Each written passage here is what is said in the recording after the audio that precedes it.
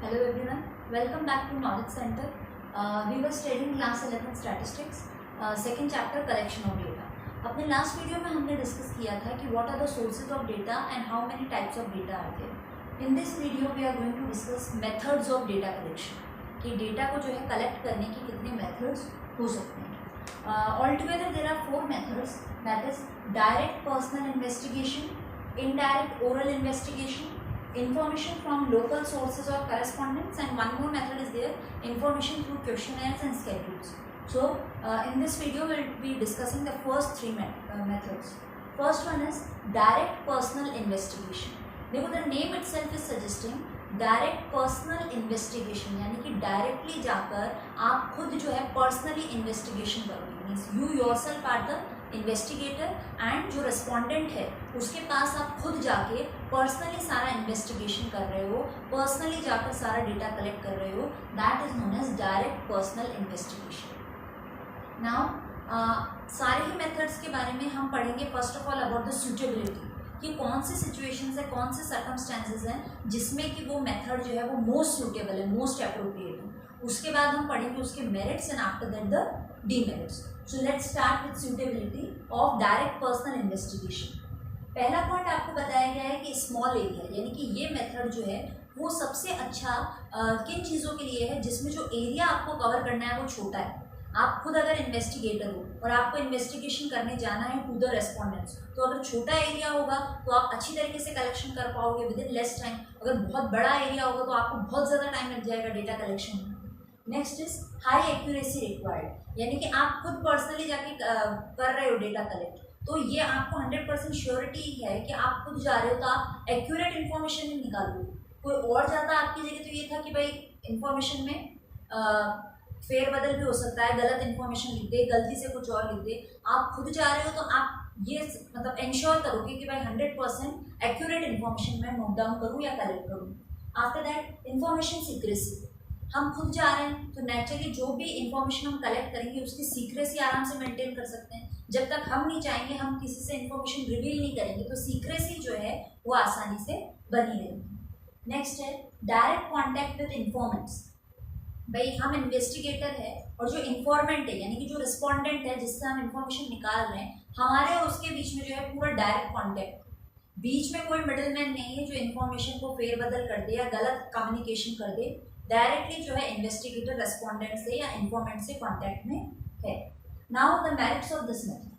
First merit है आपका originality. भाई इन्फॉर्मेशन जो है उसकी पूरी ओरिजिनलिटी की 100% गारंटी है, क्योंकि आप खुद जा रहे हो एज ए इन्वेस्टिगेटर तो आप बिल्कुल ओरिजिनल इन्फॉर्मेशन कलेक्ट करोगे. नेक्स्ट इज एक्यूरेसी, जो भी इन्फॉर्मेशन आप कलेक्ट करोगे 100% एक्यूरेटली कलेक्ट करोगे. आफ्टर दैट रिलायबिलिटी, हमने खुद वो डेटा कलेक्ट किया है तो हम उस पर रिलायबल हो सकते हैं और हम उस पर से जो कंक्लूजन निकालेंगे वो भी 100% एक्यूरेट होगा, क्योंकि भाई हमने किसी के और पे रिलाय ना करके खुद वो डेटा कलेक्ट किया है.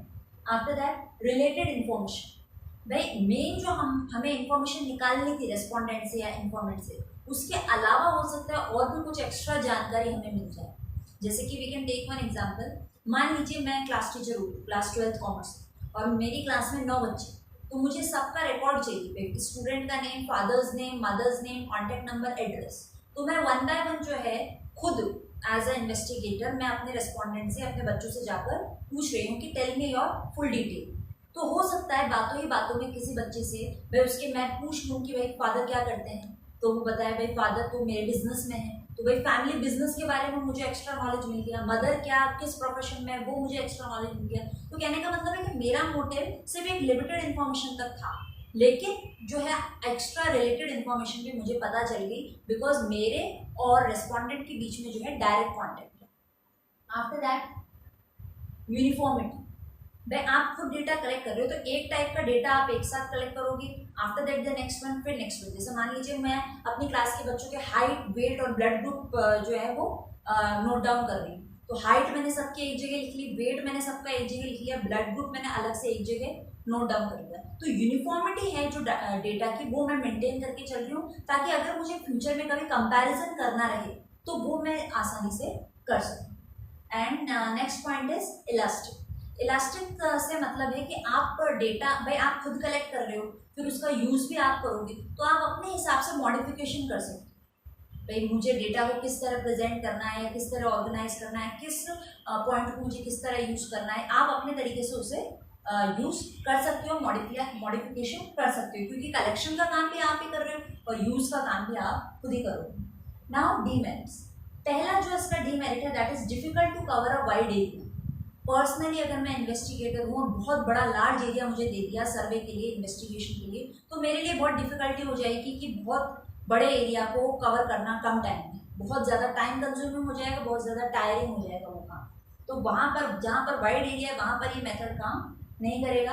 नेक्स्ट इज पर्सनल बायस, मुझे इन्वेस्टिगेटर बना दिया, मुझे इन्फॉर्मेशन कलेक्ट करनी है किसी के बारे में, जिससे मैं, जो मेरा रेस्पोंडेंट है जिससे मुझे इन्फॉर्मेशन निकालनी है, उससे मेरा थोड़ा टेंशन है, भाई नहीं बनती हमारी, तो ज़रूरी थोड़ी कि वो जो मुझे इन्फॉर्मेशन देगा मैं एक्यूरेटली मेंशन कर दूँ, मैं अपनी दुश्मनी निकालने के लिए कुछ भी लिख दूँगी, तो पर्सनल बायस के चांसेस जो हैं वो रहते हैं। इसीलिए अगर हम ये मेथड यूज़ कर रहे हैं डायरेक्ट पर्सनल इन्वेस्टिगेशन, तो ऐसा होना चाहिए कि भाई जो इन्वेस्टिगेटर है उसे विजिलेंट होना पड़ेगा, फेयर होना पड़ेगा, अपने काम में ऑनेस्टली काम करना पड़ेगा, तब तो हम कह सकते हैं कि हाँ भाई ये मेथड सही है।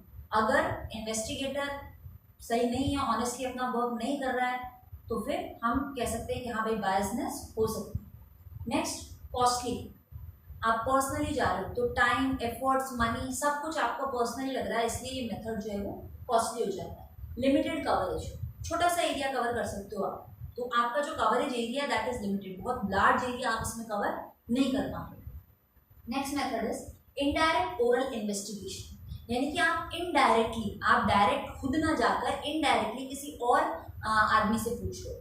मीन्स जैसे मैं इन्वेस्टिगेटर हूँ और मुझे रेस्पोंडेंट से इंफॉर्मेशन लेनी है, जैसे हम फर्स्ट मेथड में करते थे, तो अब सेकंड मेथड में क्या हो रहा है, इनडायरेक्ट क्या हो रहा है कि जो मेन रेस्पोंडेंट है, जो मेन इन्फॉर्मेंट है जिससे इंफॉर्मेशन निकालनी है, उसके पास ना जाकर किसी थर्ड पर्सन से आप जानकारी ले रहे हो, ठीक है, वो कहलाता है इनडायरेक्ट ओरल इन्वेस्टिगेशन, कि ओरली आप उससे पूछ रहे हो सारी चीजें किसी थर्ड पर्सन से। तो ये जो थर्ड पर्सन हुआ जिससे कि आप ओरली सारी जानकारी ले रहे हो, वो आपका कहलाता है विटनेस, ठीक है। आप ये अज्यूम करते हो, आप ये मानते हो कि ये जो थर्ड पर्सन है, जो ये विटनेस है, ये उस वक्त मतलब इसको पूरी जानकारी है उस सारी मैटर की, और ये जो है हमें इंफॉर्मेशन दे सकता है, यानी कि मेन रेस्पोंडेंट के पास ना जाकर किसी अलग पर्सन से इंफॉर्मेशन कलेक्ट करना, and that person is known as witness. अब ये मेथड कब कब सूटेबल है, लार्ज फील्ड, जब बहुत बड़ा एरिया हमें कवर करना है, तो डायरेक्ट पर्सनल इन्वेस्टिगेशन की जगह हम ये ओरल इन्वेस्टिगेशन वाला, इनडायरेक्ट ओरल इन्वेस्टिगेशन वाला मेथड यूज करेंगे। After that direct contact not possible, but आप रेस्पोंडेंट के पास तो जा नहीं रहे हो, किसी थर्ड पर्सन के पास जा रहे हो, तो रेस्पोंडेंट से आपका डायरेक्ट कॉन्टैक्ट नहीं बन पा रहा है इन दिस मेथड। तो जहां पर आप ये डायरेक्ट कॉन्टैक्ट नहीं बना पा रहे हो थ्रू द रेस्पोंडेंट और आपको मजबूरी में जो है विटनेस के पास जाना पड़ रहा है, तो वहां पर ये मेथड जो है वो काम करेगा।